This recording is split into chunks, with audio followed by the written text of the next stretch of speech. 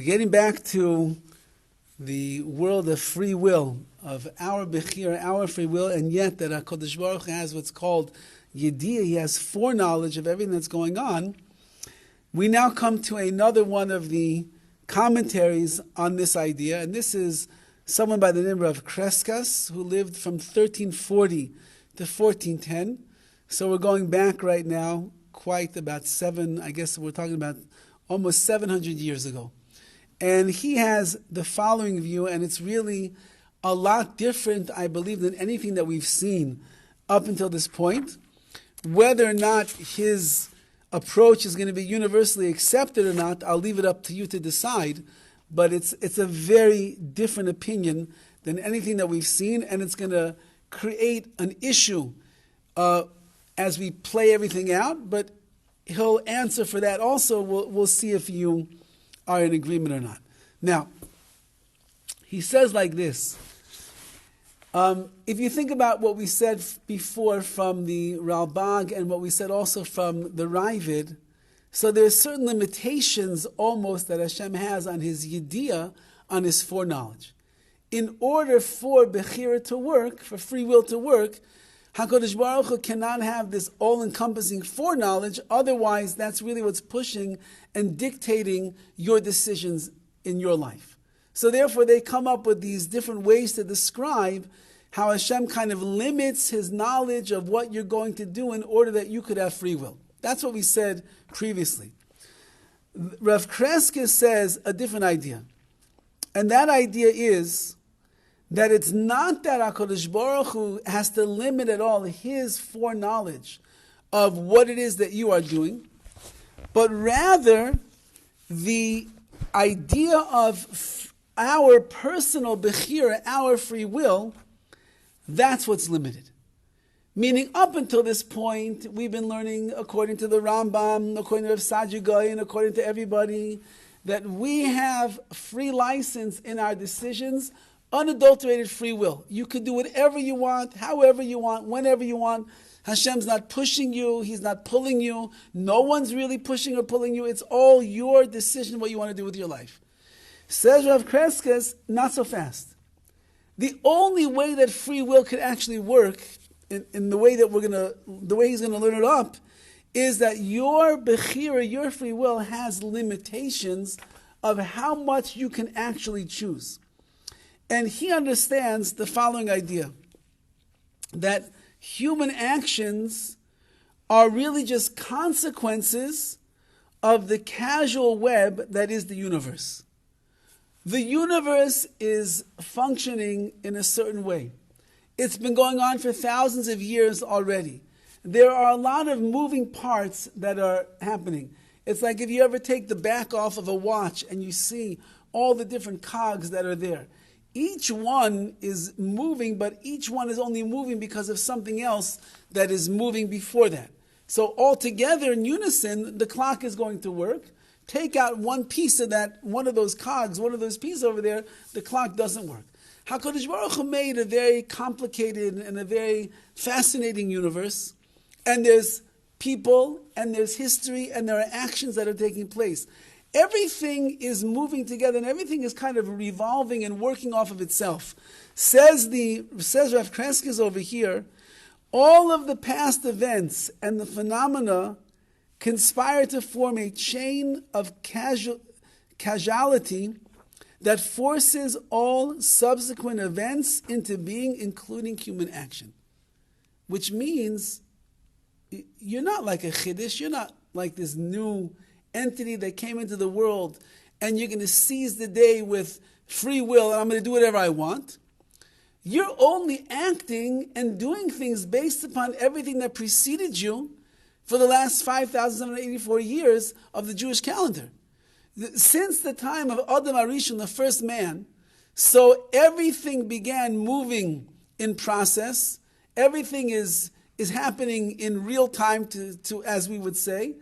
And you are just another link in the chain or another cog in the wheel that is moving and doing things based on everything that there was before. You only were able to walk into this shul today because Somebody dug a hole in the ground and put in a foundation and built the building and laid out the floor and laid out the concrete in the front so you could drive your car up, and there's a door and there's a knob and you open the door and you walked in. So you're not choosing to open the door. You're not choosing to come into the shul. The shul's already here.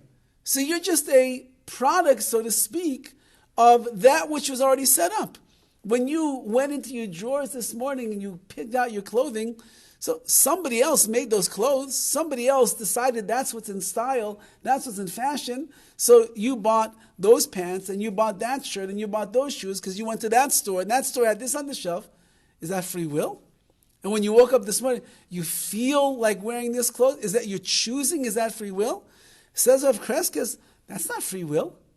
That's just you are a part of the forces of subsequent events, and you're just kind of taking your place now in order. And he writes, we have little free will to choose our deeds. If there would be any free will that we have, he says, it's only in one respect. And that is we are free to choose how we relate to what we do and to what we have done. The fact that you ended up speaking Lashon Hara about somebody, not really such free will. Though everything's moving already in the world, and we know that there are people that get us upset and they disappoint us, and there's already enough people in the world speaking Lashon Hara, so it's a regular thing that we hear all the time. So you get into a situation where someone's speaking Lashon Hara about somebody that you really don't like, so of course you're going to speak Lashon Hara. That's natural. That's what you're going to do. Did you really have a choice? When you spoke it, you have a choice? Says Rav Crescas, you don't have a choice. It's moving in that direction. Oh, now you spoke the Lashon Hara. Now what's your reaction going to be?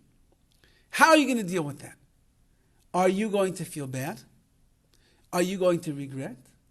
Are you going to do tshuva? Are you going to make yourself more sensitive to the sin of speaking Lashon Hara, and therefore you'll be more careful the next time that you're in a situation that calls for you to keep your mouth closed? That's, he says, where your free will can be measured. The response and the reaction to what we do and to what we have done, the personal feelings or the way in which I'm going to deal with it, that is the place where our free will is going to occur. But in the actions themselves, which he's learning over to a great extent, is just the continued movement and the flow of this world, really, there's not much you can do about it. Now, on one hand, that's very kind of that's kind of redeeming for a person, because that means with all the things I did wrong in my life, not really my fault, because, what did you want from me? That's the way that it was going. That's the direction that I was moving in. That's the way that it was set up from generation. That's where it's heading. So I'm just on that crash course. So the fact that I did this thing wrong and that thing wrong and this, what do you want from me? That's where the thrust was I was being catapulted into.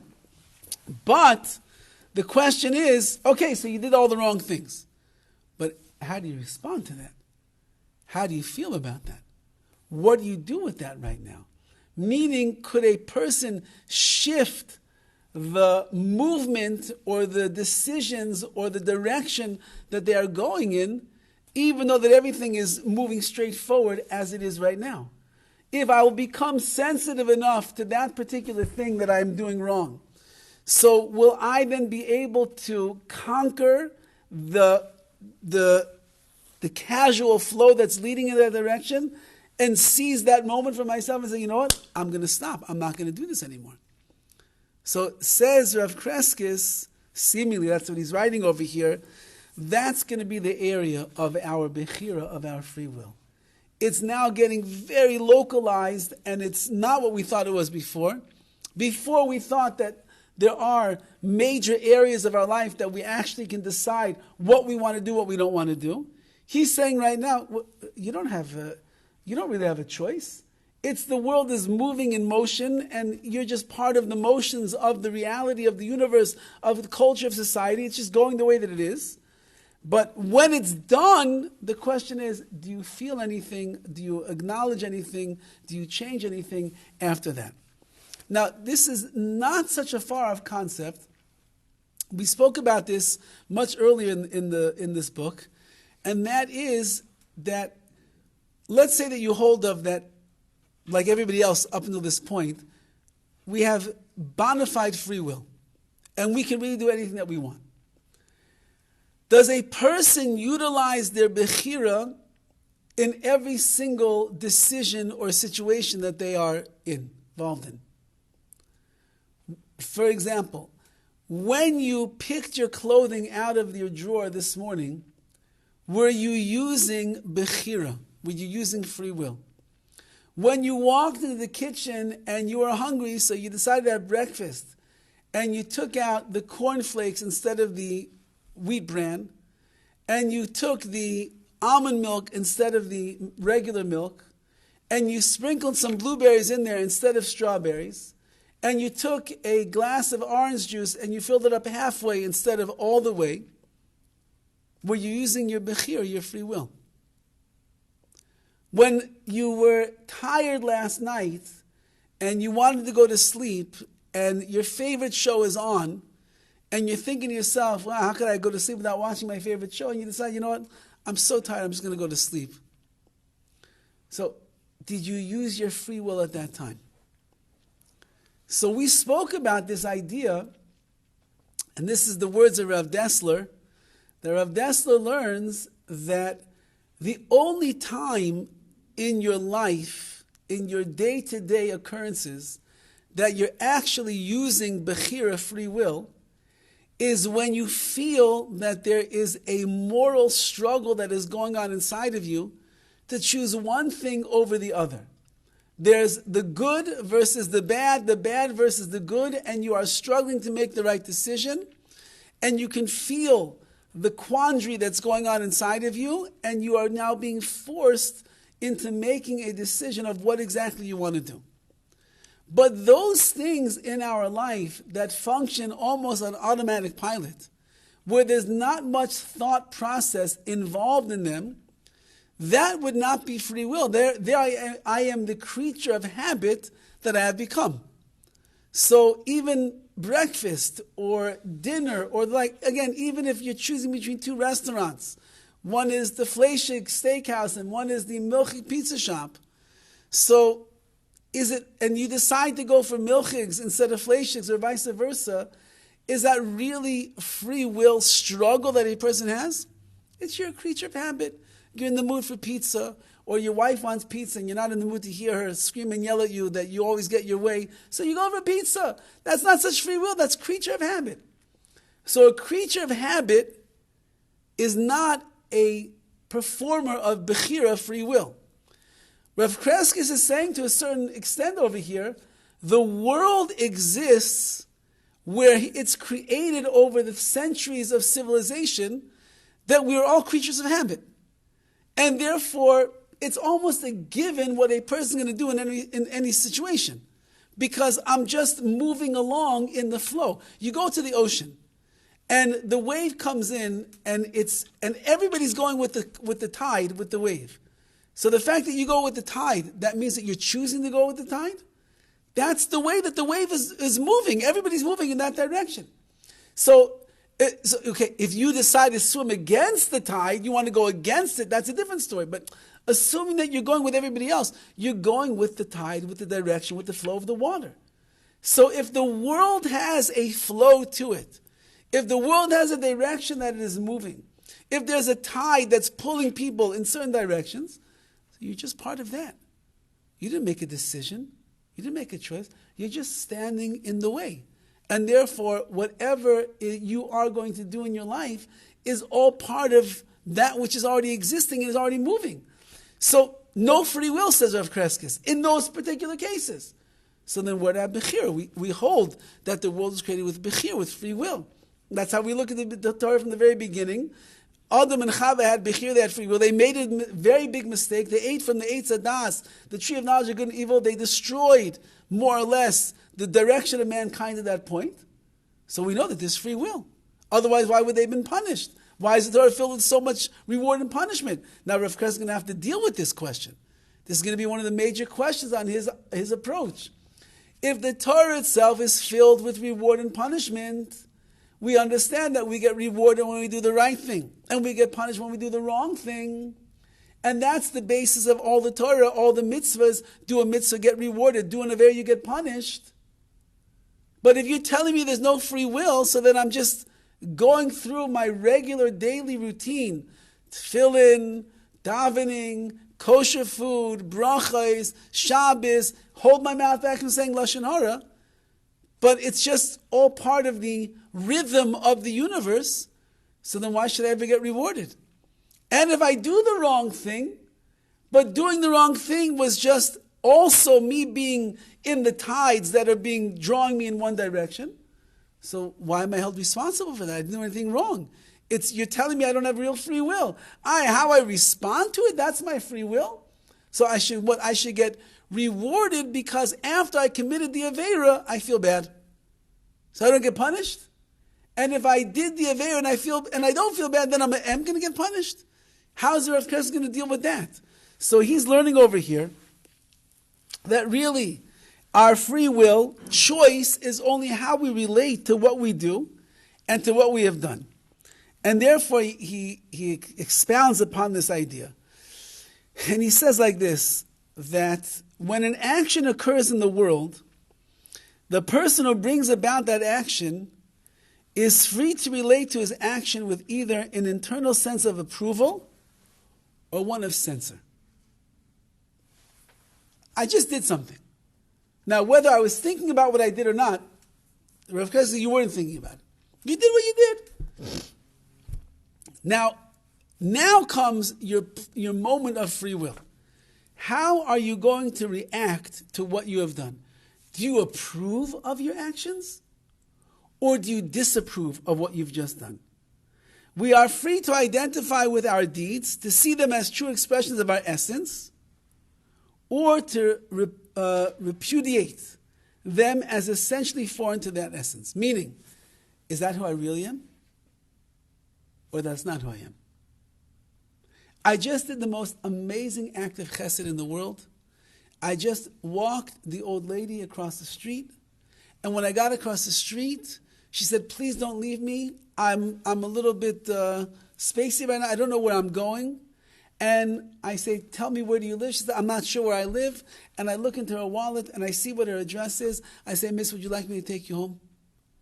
And I take her home, and I make sure she gets into the house, and she's safe, she's sound, her husband is there, she's fine, everything is good, and I leave. What an act of chesed. It's incredible what I just did right now. I went way out of my way. I spent 45 minutes of my day just to help out this poor old lady across the street. Now I ask myself, is that how I really am? Am I really such a Baal Chesed, such a kind-hearted, loving, compassionate individual? Or did I just do that for some other selfish reason so I can go home and tell my wife what a great guy I am? I'm going to go home and tell my wife, you know what I did today? I helped the old lady, not just across the street, I brought her to her apartment. I called my kids, you know what I did today? So, are you a Baal Chesed? Are you a person of truth, of kindness, of compassion? Or you just want to show off that you did a nice thing? A person does the wrong thing. He's the same story. He sees the old lady. She has fallen down in the middle of the road. But I'm in a rush, man. I got someplace to go. I'm in a rush.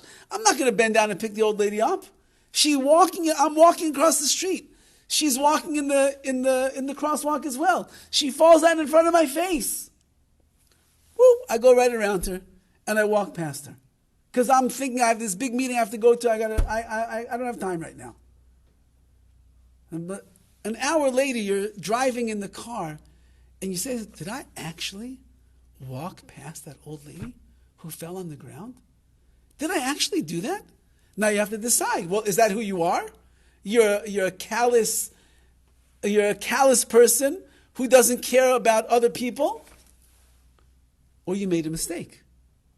and you were just in the flow of, I'm in a rush, I don't have any time, and now you catch yourself and say, whoa, that's so much against the nature of who I really am.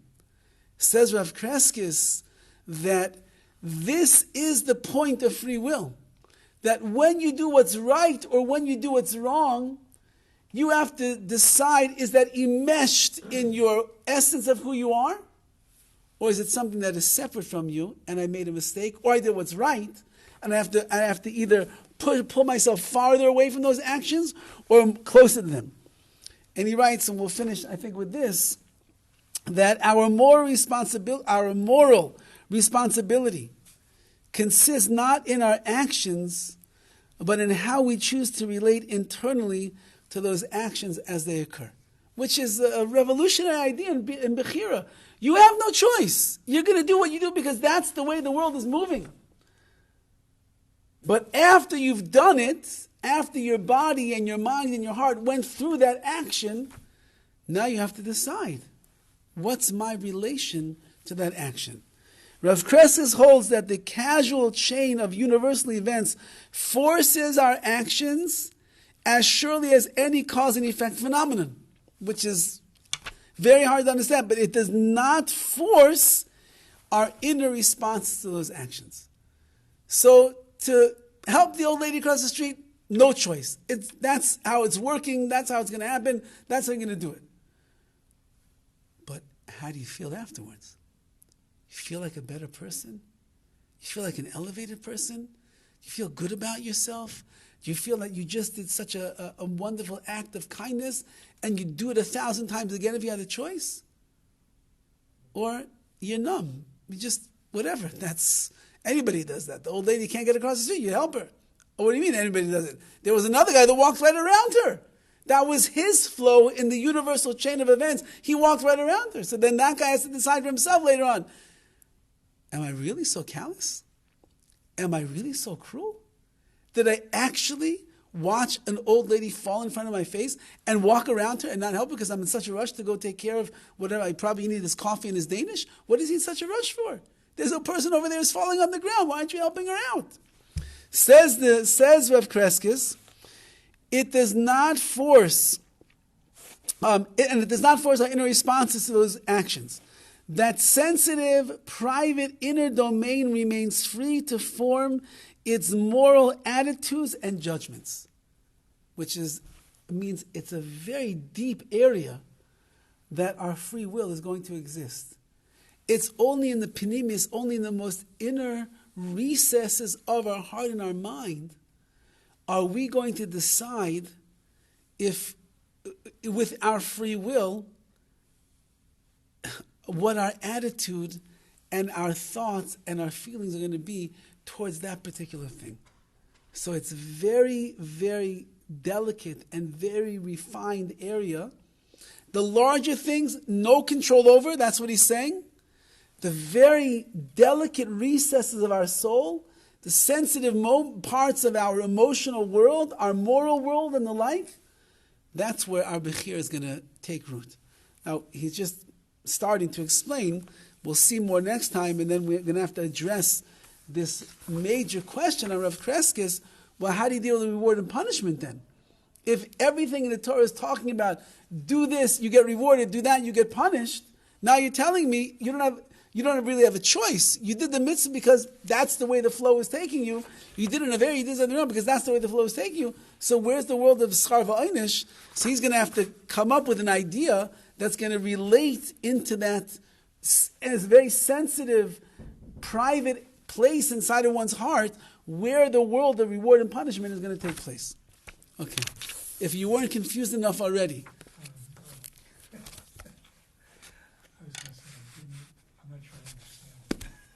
Okay, we'll speak about it more the next time. God willing.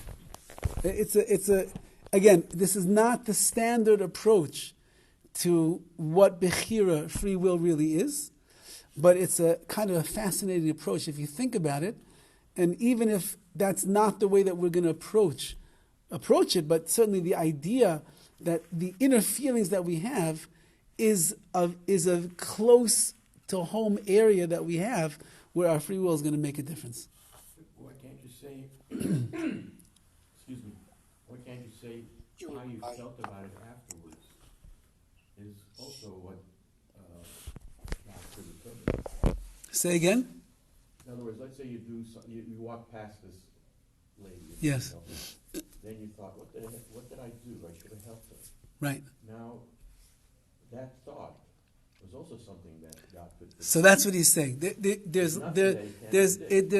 that's what he's saying. There's a dividing line.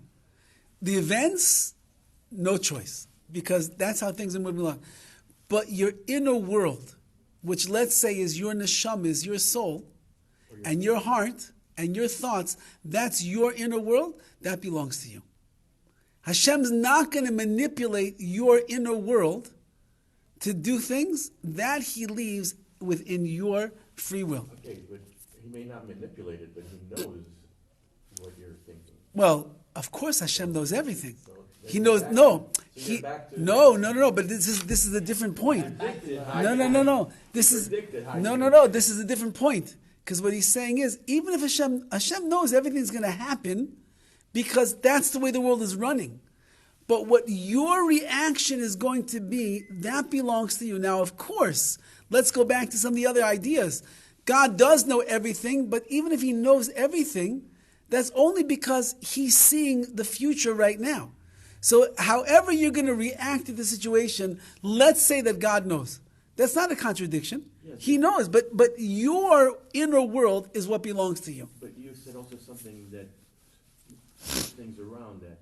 Things that happen before you are things that would make you decide certain things today. In other words, something that happened 1,000 years ago could work itself through that you make a decision that's correct. Important to you today. Correct. So that would also be my thinking. You're right. You're raising a very good point. It means that if a person understands that the only place that they have free will is in their inner world, then that means that a person is going to have to work very hard on their inner world to be completely in touch with it, so that they'll know how to respond to the feelings and the nuances and the essence of who they are. You're right. It's going to be it'll end up being a real struggle.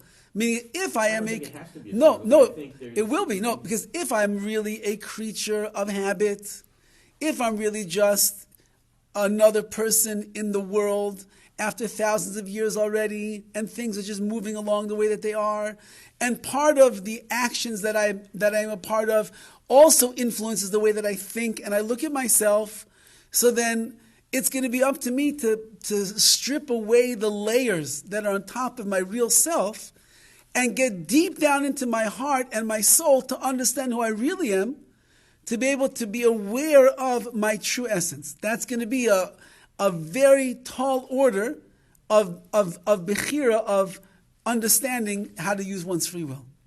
I think your choice is going to be very, very hard to make, because you have to really think about it.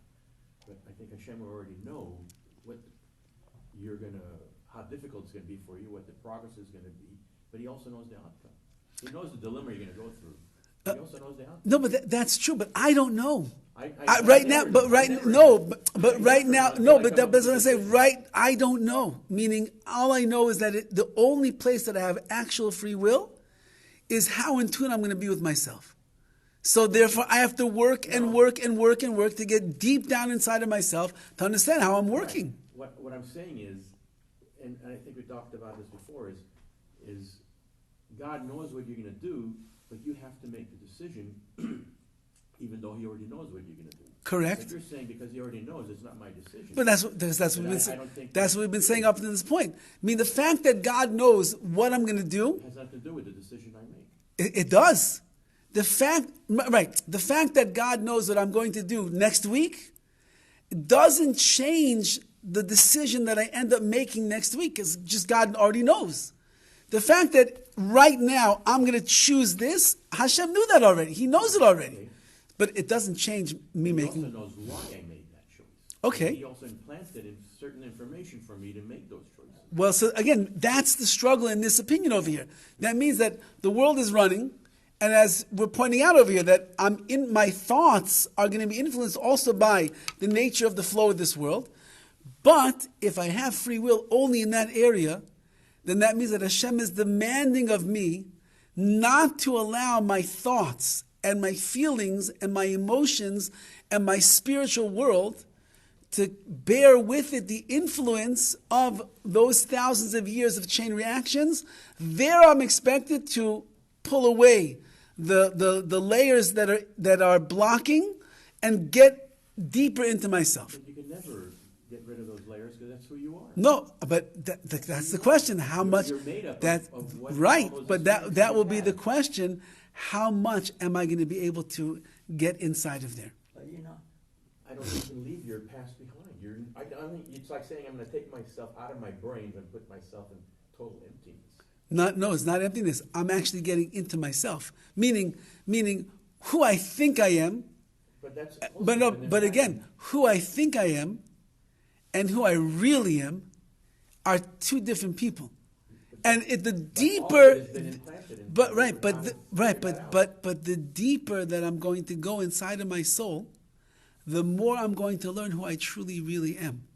And then it's going to impact the way that I think about myself, and eventually will impact me as well into the future decisions that are going to be made. Meaning, I would, according to what we're learning right now, even according to Rav Crescas over here, you're going to have to say that if a person does a very good job of really understanding their essence, even though that there's a flow of natural things that will take place in the world, it's got to be that at some point a person is able to stop the flow and find himself in a situation where things are moving in one direction and make a decision that can help prevent him from doing the wrong thing and not having to feel guilty about it afterwards. It have to work out like that. Okay, we'll see. but you know, I wonder how does God feel when He created the world and most people are doing the wrong things? He probably doesn't feel too good, George. I said everybody. Sam. I don't know anybody who doesn't do wrong things. Right, everybody does something that's wrong. The question is how bad of the wrong things are we going to do? But maybe He regretted the business of free will. Maybe we shouldn't have free will. Well, He wanted us to have free will so that we could benefit the most in this world when we make the right decisions. Let's see. We still have a few ways to go in this sefer over here. So let's see. Okay. Have a great day, everybody. Thank you very much. You're welcome.